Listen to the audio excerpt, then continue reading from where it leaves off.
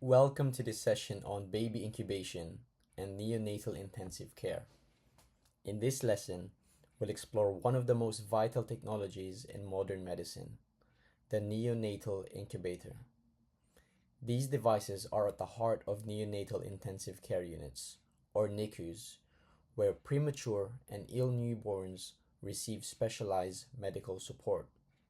We'll discuss how incubators evolved over time, why temperature control is so important, and how engineering principles ensure safety and stability for such delicate patients. We'll also cover airflow dynamics, thermoregulation systems, and how international standards like IEC and ISO keep these devices reliable worldwide. The goal is to give you a clear picture of both the science and design behind these machines. By the end, you should understand how a well-designed incubator provides a controlled environment where even a baby born months early can grow safely, stabilize, and thrive under clinical care. Let's start with a bit of history. The Neonatal Intensive Care Unit, or NICU, didn't always exist. Back in the 1950s and 60s, doctors and engineers began developing specialized environments to help premature infants survive outside the womb. These early units provided better control regulation, feeding support and infection control, and temperature. By the 1970s, special care baby units, or SCBUs, became standard in hospitals across the developed world. This shift also reflected a broader trend.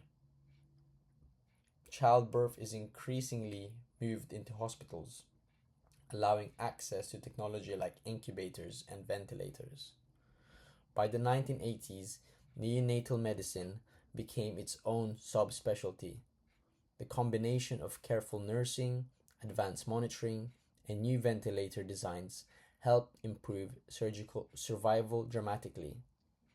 For babies weighing under 1.5 kilograms, survival rates rose from 40% in the 1960s to nearly 80%.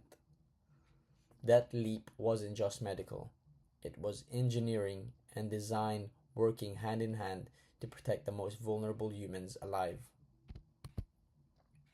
Now, why is temperature regulation so critical for newborns? Unlike adults, infants have a high surface area to body mass ratio, thin skin, and limited insulation. That means they lose heat quickly. Even a small drop in temperature can trigger a cascade of problems.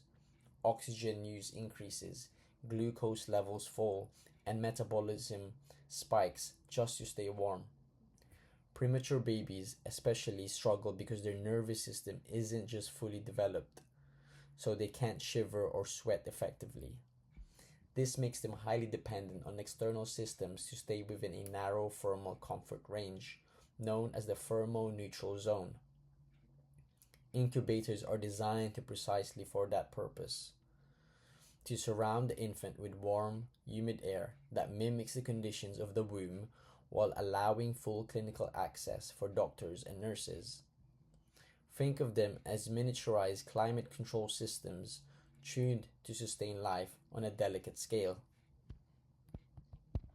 Every incubator engineer has to account for four main types of heat loss: conduction, convection, evaporation, and radiation.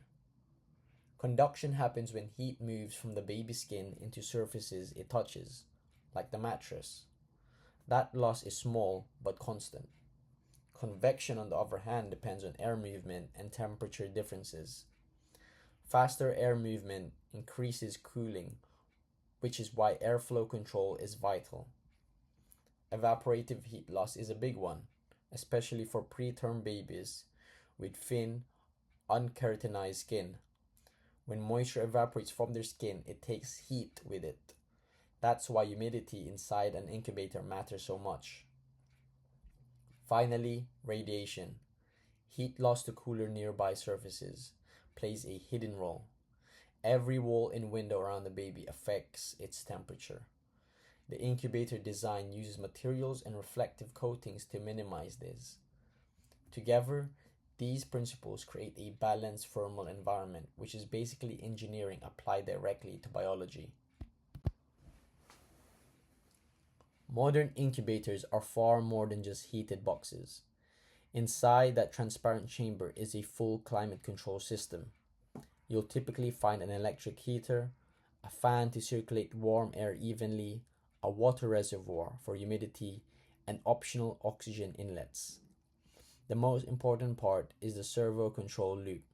A thermistor, a small temperature-sensitive resistor, is taped to the baby's skin, and it constantly sends feedback to the system.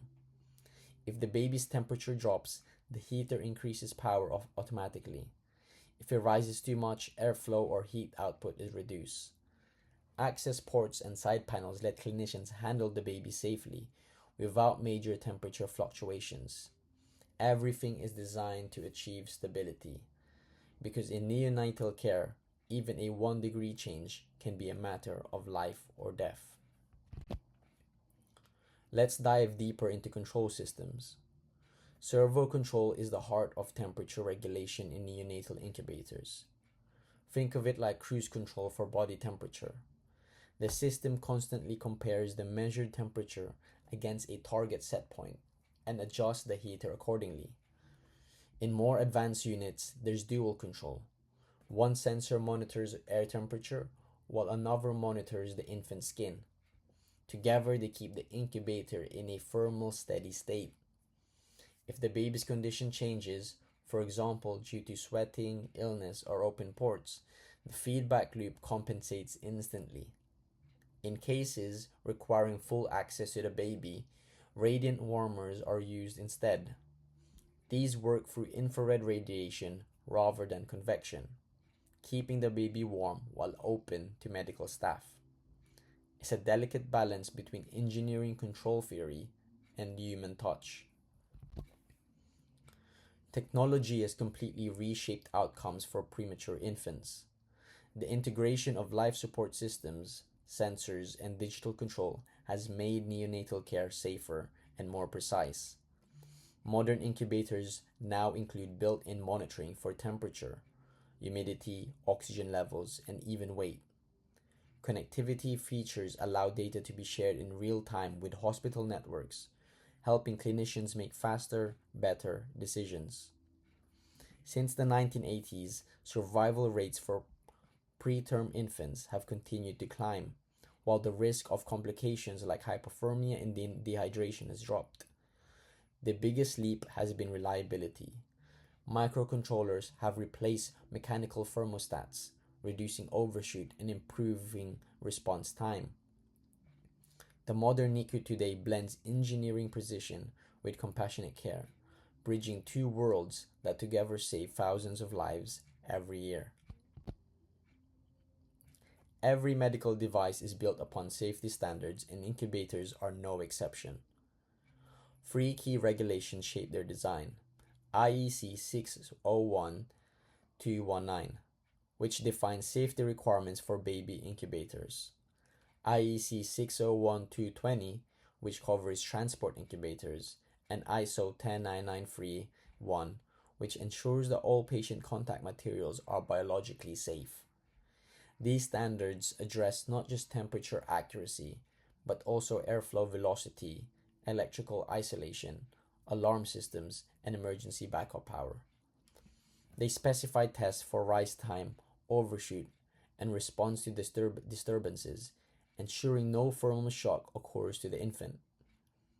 Compliance isn't just paperwork, it's a matter of trust between engineers, clinicians, and families. When you see the IEC label, you're looking at years of testing and iteration that makes neonatal care both safe and dependable. Thermoneutrality is one of the most delicate balances in neonatal engineering. It's the point at which an infant's body uses the least energy to maintain normal temperature.